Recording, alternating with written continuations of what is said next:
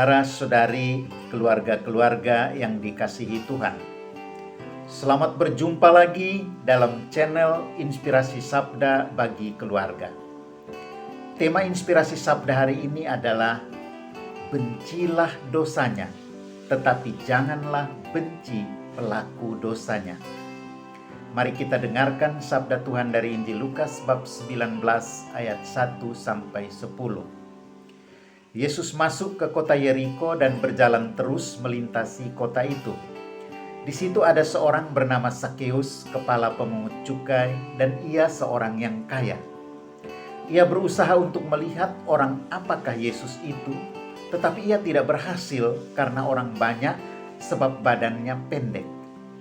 Maka berlarilah ia mendahului orang banyak, lalu memanjat pohon ara untuk melihat Yesus yang akan lewat di situ. Ketika Yesus sampai ke tempat itu, Yesus melihat ke atas dan berkata, "Sakeus, segeralah turun, sebab hari ini aku harus menumpang di rumahmu." Lalu Sakeus segera turun dan menerima Yesus dengan sukacita. Tetapi semua orang yang melihat hal itu bersungut-sungut. Katanya, "Ia menumpang di rumah orang berdosa." Tetapi Sakeus berdiri dan berkata kepada Tuhan, "Tuhan, setengah dari milikku akan kuberikan kepada orang miskin, dan sekiranya ada sesuatu yang kuperas dari seorang, akan kukembalikan 4 kali lipat." Kata Yesus kepadanya, "Hari ini telah terjadi keselamatan kepada rumah ini, karena orang ini pun anak Abraham. Sebab Anak Manusia datang untuk mencari dan menyelamatkan yang hilang." Demikianlah Injil Tuhan, terpujilah Kristus. Saudara-saudari, keluarga-keluarga yang dikasihi Tuhan. Kita semua tentu tahu siapa Sakeus itu. Dia kepala pemungut cukai, kaki tangan penjajah untuk memungut uang pajak dari saudara-saudaranya sebangsa. Para pemungut cukai diperbolehkan menentukan jumlah pajak sesuka hati. Dengan demikian, mereka memungut pajak lebih dari jumlah yang seharusnya, agar kelebihannya mereka ambil sebagai keuntungan mereka. Itulah sebabnya masyarakat sangat membenci para pemungut cukai. Pemungut cukai adalah pemeras. Yesus pun tentunya tahu tindakan busuk pemerasan yang dilakukan para pemungut cukai terhadap saudara-saudara sebangsanya. Yesus tentu tahu kejahatan Sakeus selaku kepala pemungut cukai. Tetapi anehnya, kok Yesus mau makan di rumah Sakeus? Kok Yesus mau bersahabat dengan Sakeus, orang berdosa itu? Apakah Yesus menyetujui tindakan pemerasan yang dilakukan Sakeus bersama para bawahannya itu? Tentu tidak. Yesus tidak menyetujui, bahkan Yesus benci terhadap perbuatan para pemungut cukai itu. Tetapi Yesus tetap mencintai para pemungut cukai itu. Yesus tetap mencintai Sakeus. Saudara-saudari, apa mungkin dia membenci dosanya tetapi tidak membenci pelaku dosanya? Itulah yang kita angkat sebagai topik renungan kita pada pagi hari ini. Saudara-saudari terkasih, sebagai orang Kristen, tentulah banyak di antara kita sering mendengar kalimat ini. Bencilah dosanya, tetapi janganlah benci orang yang melakukan dosanya. Dalam bahasa Inggrisnya, hate the sin, but don't hate the sinner.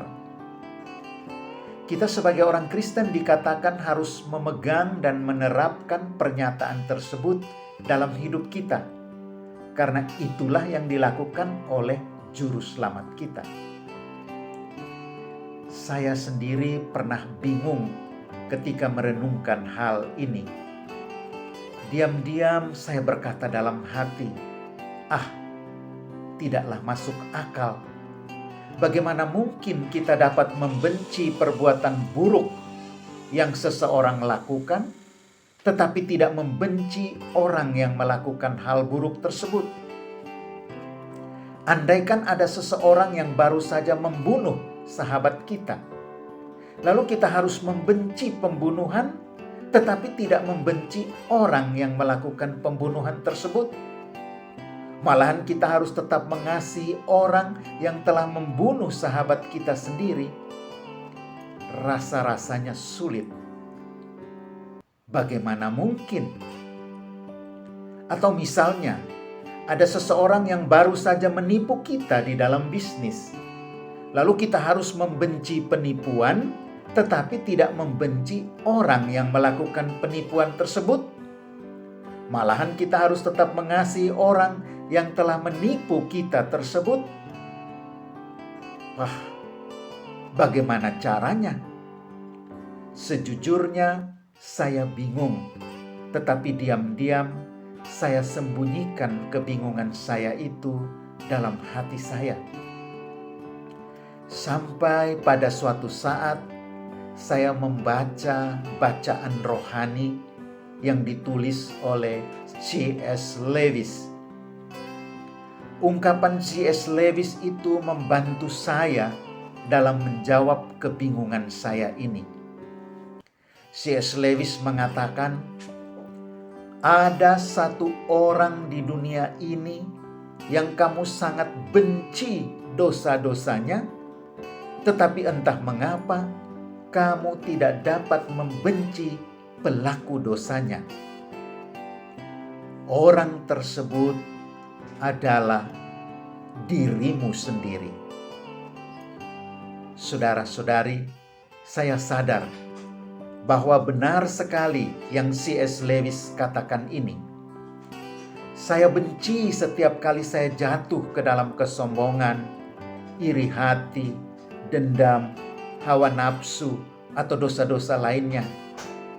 Saya sangat benci dengan dosa-dosa itu, tetapi saya tidak membenci diri saya, sang pelaku dosa-dosa tersebut.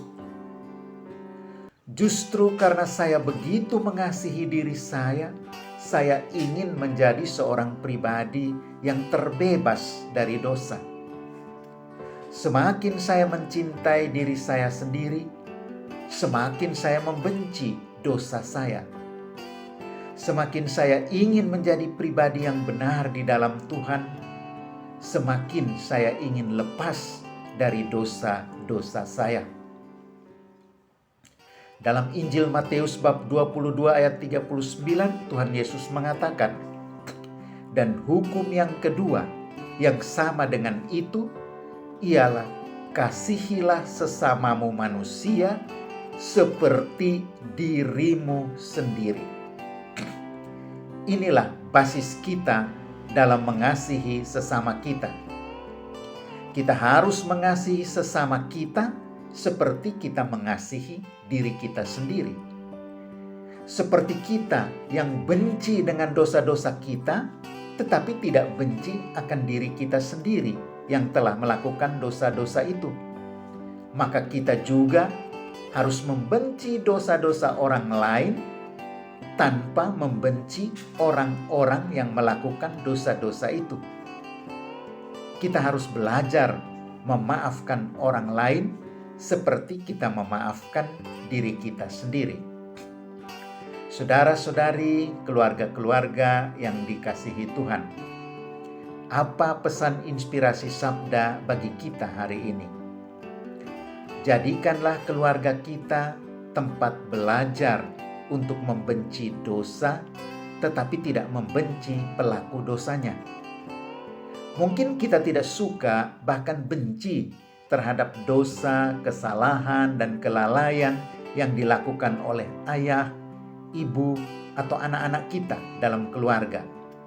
Tetapi kita tidak perlu benci terhadap ayah, ibu, atau anak-anak yang melakukan kesalahan itu.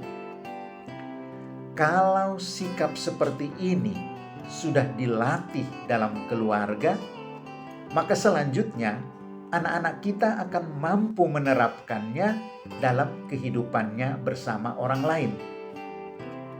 Mari kita tumbuhkan sikap membenci dosa, tetapi tidak membenci pelaku dosanya. Tuhan mengindahkan sikap kita.